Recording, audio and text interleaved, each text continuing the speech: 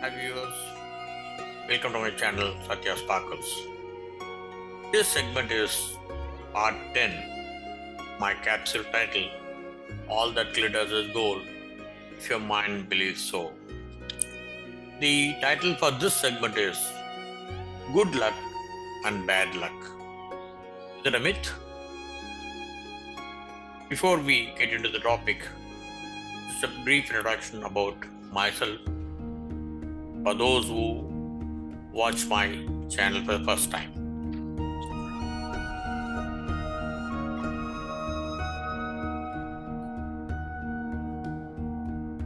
I also request you to watch the video till the end to get a comprehensive view of the content.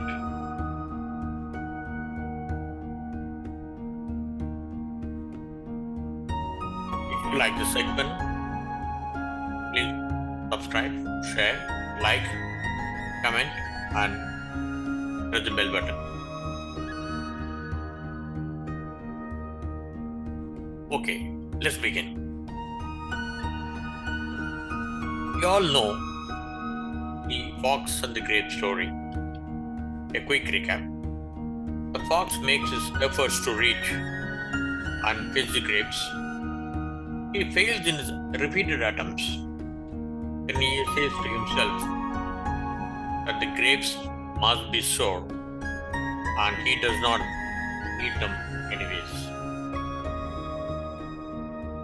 This type of thinking is called cognitive dissonance, a theory advocated by an American psychologist, Leon Festinger.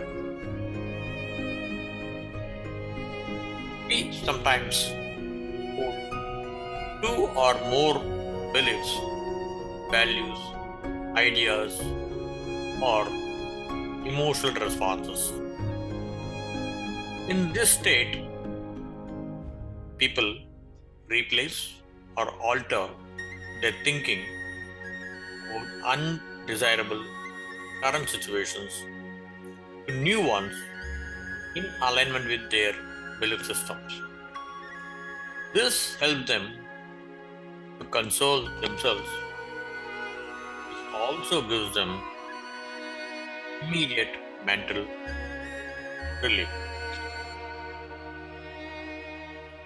To clarify further, a person might be watching a movie in TV at late night.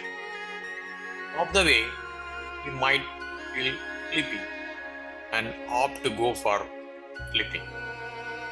By this, he may alter his original desire by saying to himself that the movie is not worth watching or not that interesting.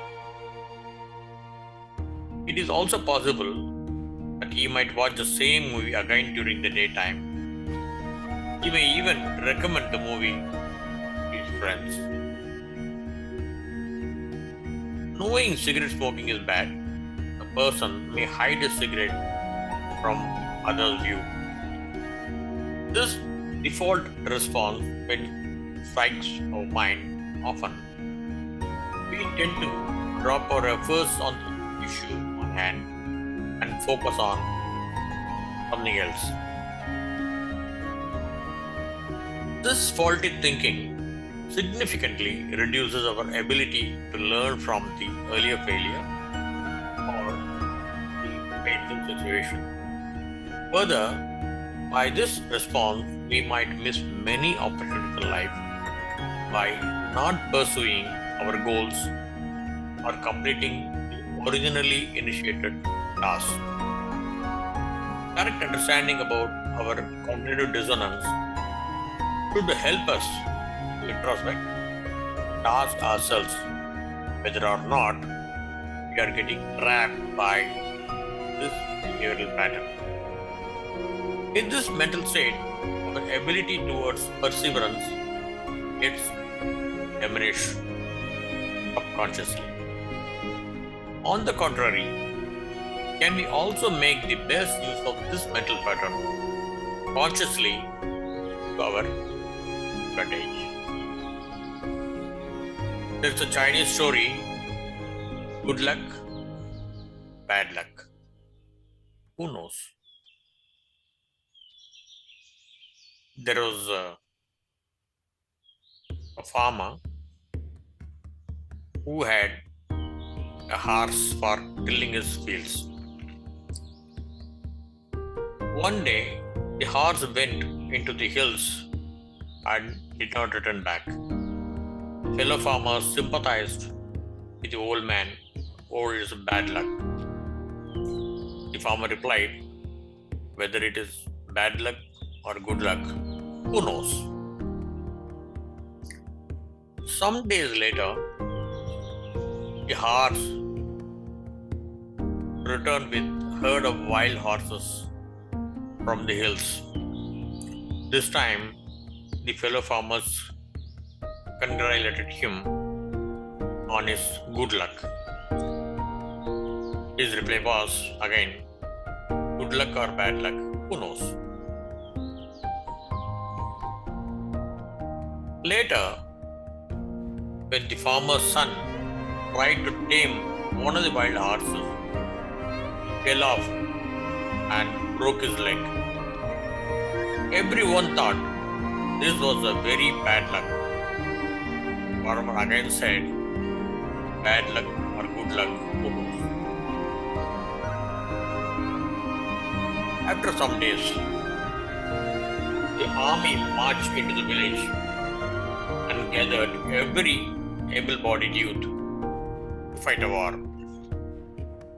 The farmer's son, with his broken leg, was left behind as he was not fit enough to fight the war. So the question, good luck or bad luck, who knows, continues to remain unanswered. Let us try to understand the moral of the story in a different context. Many people get disheartened and demoralized when they face failures repeatedly despite their best efforts.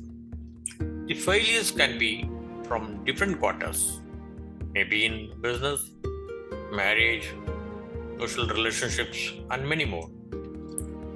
Some even blame the fate or karma and get into shell. Some get into unhealthy habits. Some even get into mental depression requiring longer clinical treatment. At this juncture, who knows attitude helps rejected person to get self-motivated and to bounce back with strong sense of resilience.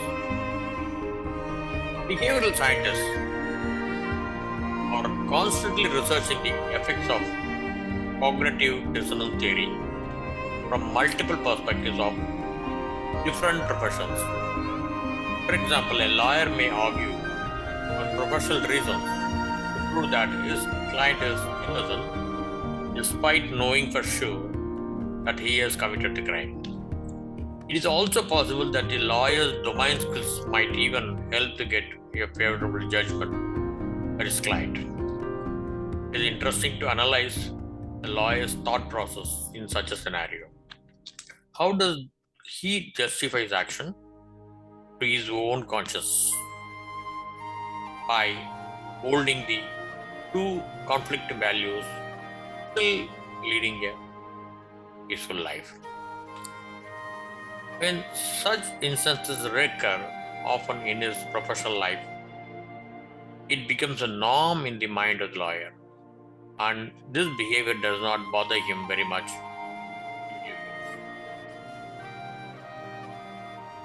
This is also applicable in many social situations, such as bribing someone, and in extreme case of terror attack, even on innocent children, and many more.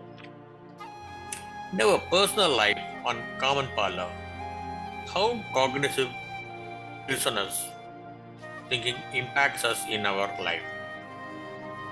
Let us recall a popular story here. Once, a king and his minister went deep into a forest for hunting. While entering a fight with a bear, the king got his finger injured. Upon seeing the blood oozing out from the king's finger, the minister sympathized and advised, "Don't worry, king, all for good." The king reacted sharply and abused the minister for his irresponsible and apathetic comment. Angrily, he pushed the minister into a nearby well. The minister survived since there was only knee-foot water in the well. Then the king proceeded further into the forest alone for hunting. Deep inside the forest, a tribal group was preparing for human sacrifice to please their god. One tribal person saw the king approaching. He immediately caught hold of the king and produced him before the head of the tribal group. When the king was about to be killed, the head of the tribal group noticed the king's wounded figure. He immediately declared that the king was not suitable for sacrifice, as there was a dosha in the prasada, that is, imperfect gift, and set the king free. The relieved king ran toward the minister and lifted him out of the well. Then the king narrated the whole story and apologized for abusing. The minister said earlier, all for good. The minister responded quickly by saying, "King, don't apologize.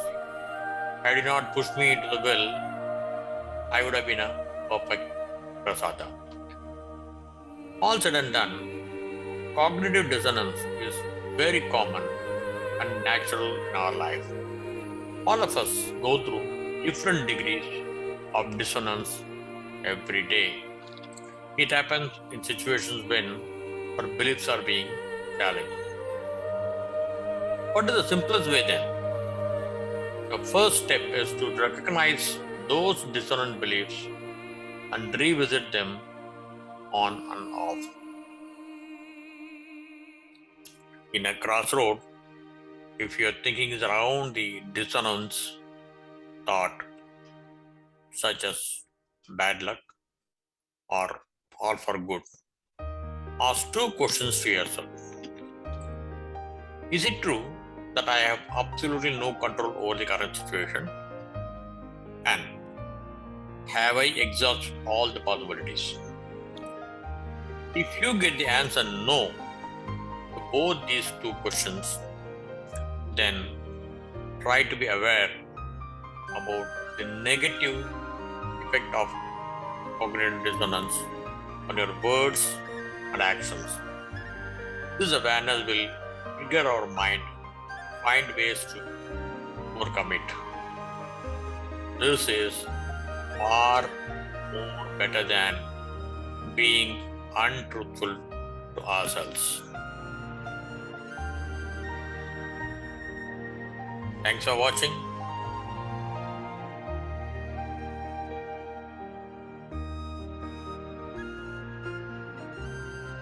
Please like, comment, and subscribe, and press the bell button.